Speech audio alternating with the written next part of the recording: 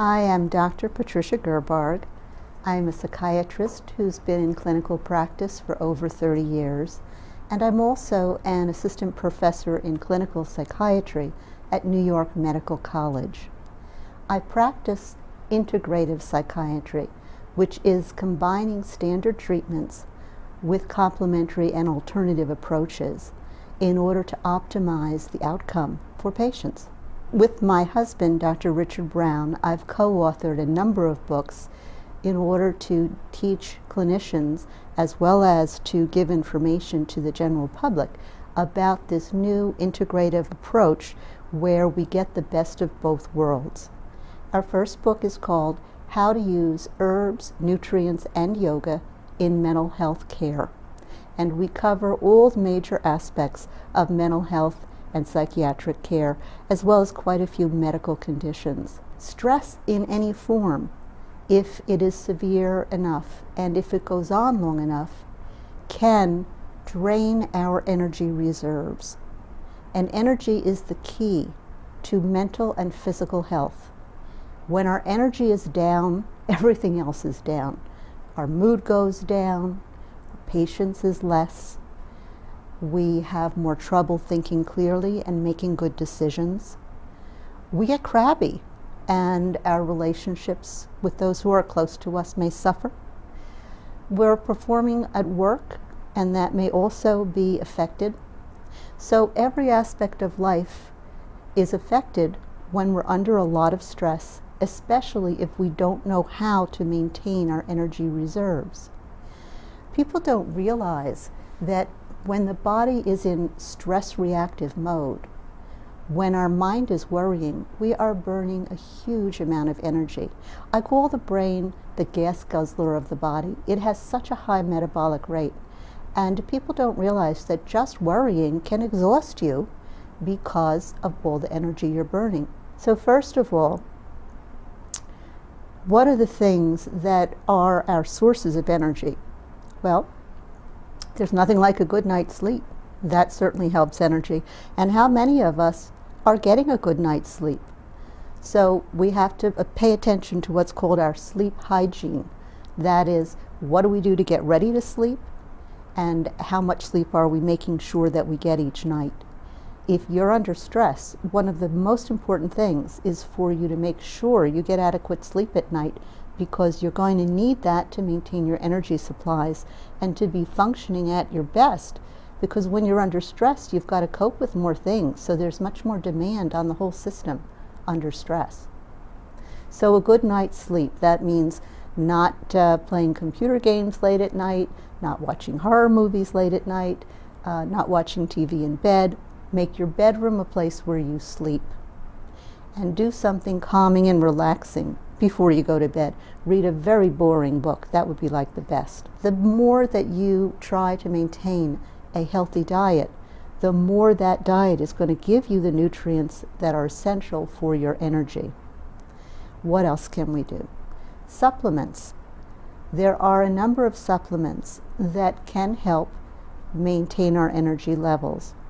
You know, when people get over about the age of 40, and I passed 40 long ago, when we get over the age of 40, our digestive system is not able to extract the nutrients as well as it did when we're younger. So if you are not already taking a multivitamin, this might be a good time to start doing a multivitamin once a day. There are other vitamins that are particularly important in how different cells function in the body.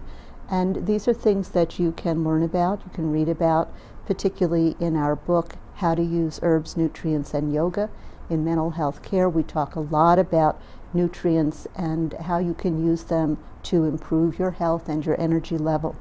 Personal relationships that are caring and supportive actually increase our energy level. So it's important when you're under stress to pay attention to your close relationships, to turn to the people that you know care about you.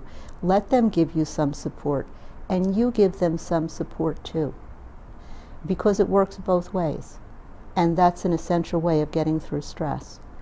And lastly, I'd like to mention mind-body practices, which are a wonderful way to both improve your energy and balance your stress response system. When we're under stress, the part of the nervous system that is trying to deal with the stress or the threat or the danger is called the sympathetic nervous system. And that goes into action whenever we feel threatened in any way. That's the part of the nervous system that speeds up the heart, that raises the blood pressure, makes us breathe faster, pumps blood to our muscles, and gets us ready to either fight or run away, what you've heard of as the fight-flight response. So it's very essential for survival, but the problem is when we developed this part of the nervous system many, many eons ago, our lives were quite different. Most of the time, everything was pretty much boring and routine. And then there would be these episodes of sudden danger, like when a tiger would appear. And you'd have to get your whole system geared up to either fight the tiger or run away, climb a tree or whatever. Now, today it's very different. We have constant stress every day.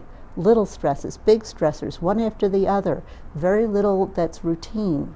And so what happens is our stress response system gets turned on, up into high gear, and it stays there.